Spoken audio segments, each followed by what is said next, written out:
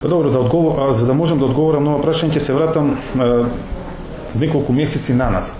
Значи, есента Социјалдемократскиот сојуз побара предвремени избори. Ние рековме како одговорна власт, како одговорно владеачко мнозинство, дека ќе ги согледаме сите аспекти кои што се присутни во државата и ќе одлучиме дали ќе одиме на избори или нема да одиме на избори. Во меѓувреме тие покрај тоа што бараа избори го напуштија парламентот и создадоа една политичка криза во државата. Ние тогаш решивме да одиме на избори, да им удоволиме на прашањето, еве барат избори, добивате избори.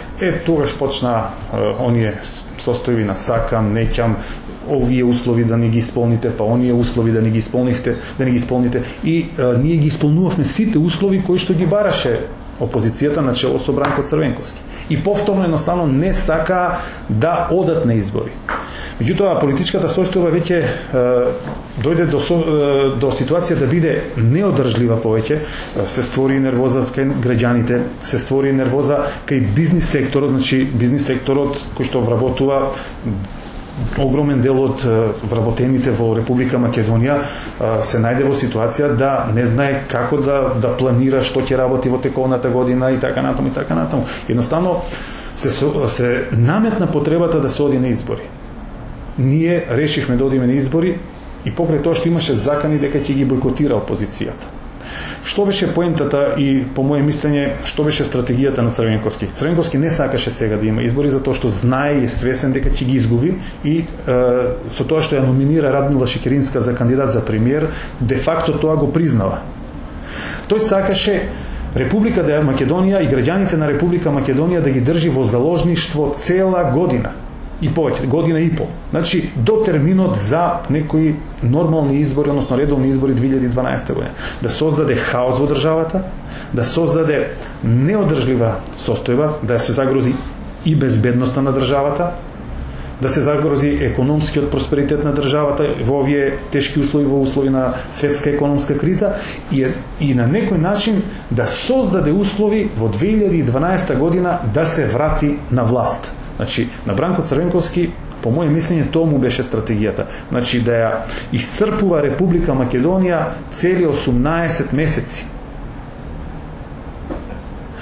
Меѓутоа, побара избори, повлече некои потези кои што не само што одеа во прилог да исцрпуваат Република Македонија до крај, туку ја загрози и препораката која што ја добивме за почеток на преговори од Европската унија. Значи, Европската унија веќе можеше да констатира дека во Република Македонија нема доволен политички диалог, дека состојбите излегуваат од контрола и дека онаа препорака која што ја добивме 2009 година и која што се повтори 2010 година, едноставно Европската унија можеше да ја врати назад, да ја повлече и Република Македонија да направи чекор назад во своите евроинтеграции, што, ќе се сложите, не е добро за државата, ниту за граѓаните.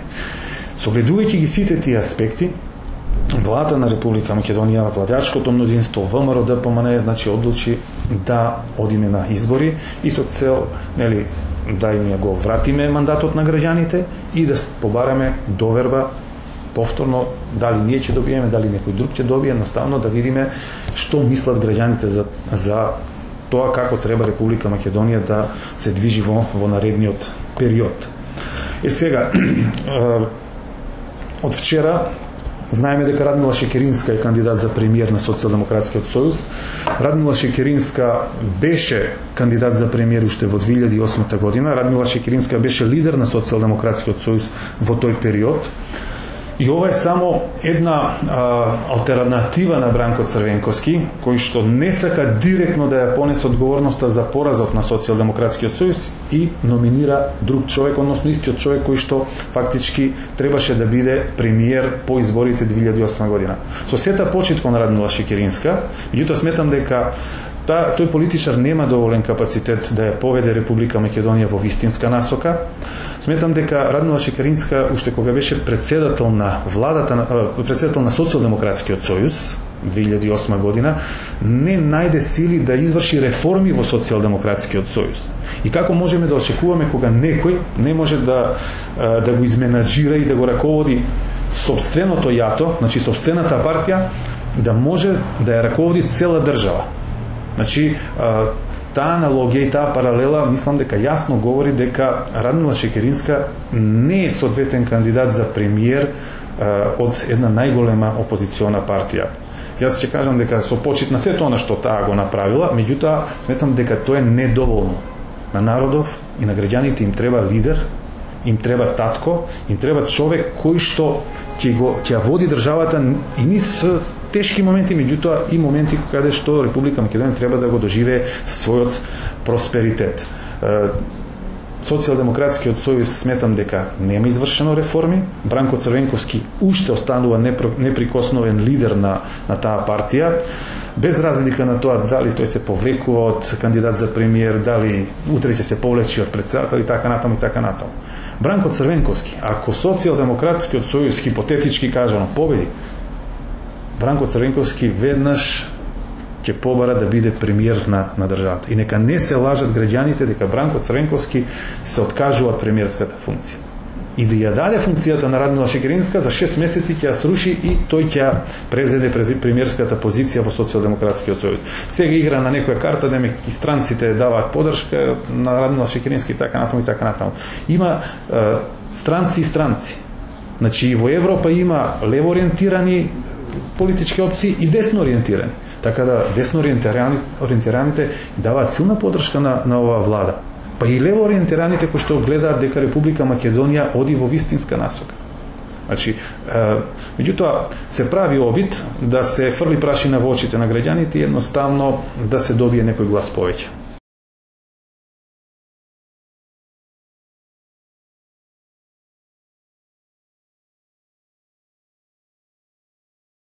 Па добро, веќе добар вовед направивте во ова прашање со тоа што спомнавте дека 20 години Социјалдемократскиот сојуз владее во Куманово. Ќе искористам оваа можност преку еден пример, преку еден проект кој што фактички го поддржува владата, а тоа е изградба на водовод и канализација во општина Куманово, за што беа распределени 3,5 милиони евра. После 20 години владење на Социјалдемократскиот сојуз, Куманово како општина стана најнеразвиената општина во тој поглед, во инфраструктурата, односно мрежа, водоводната и канализационата мрежа. Значи, 3,5 милиони евра, тоа е најголемата сума на средства доделена за една општина и е доделена на Куманово од страна на владата на Република Македонија и ВМРО ДПМН. Затоа што Куманово е најнеразвиена општина по тој критериум. Значи не се одеше по критериум да се дадат пари затоа што некој градоначалник е од ВМРО ДПМН или од не знам која партија. Ако одевме по тој критериум и ако ние политички гледавме, овој градоначалник не требаше да добие поддршка. Меѓутоа ние дадовме поддршка затоа што на Куманово тоа му е потребно. Куманово и како централно градско подрачје, меѓутоа Куманово и како приградски населби, села и така натаму и така натаму. Мислам, ова е доволен показател и доволен коментар какви се состојбите во Куманово после 20 годишно владење на Социјалдемократскиот сојуз. Сега, граѓаните може би имаат перцепција дека нешто се гради во Куманово. Да, согласно законот за децентрализација и целокупниот процес на децентрализација, некои ингеренции се во рамките на локалната самоуправа. Меѓутоа, ако граѓаните направат паралела со другите општини во Република Македонија, ќе видат дека во Куманово е направено многу малку, значи минимални инвестиции има. Жално е што граѓаните, некои од нив немаат можност почесто да патуваат и да ги согледуваат и да ги прават тие разлики, едноставно и малку што е направено, и кажат, добро е, супер е, направено. Или еве, во рамки на работењето на централната власт на Социјалдемократскиот сојуз и на ВМРО ДПМН. Еве, Социјалдемократскиот сојуз за цел купен период од нивно владење во Куманово нема направено ништо како влада.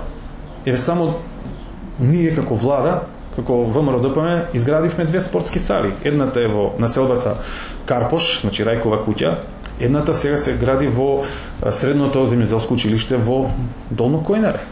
Значи, ние ги согледуваме работите, состојбите и фактички вложуваме, инвестираме, градиме и тоа не, да кажем, само во централното градско подрачје каде што еве има одредени сали, туку и онаму каде што има потреба од тоа и за они училишта кои што го немаат тоа како спортска сала.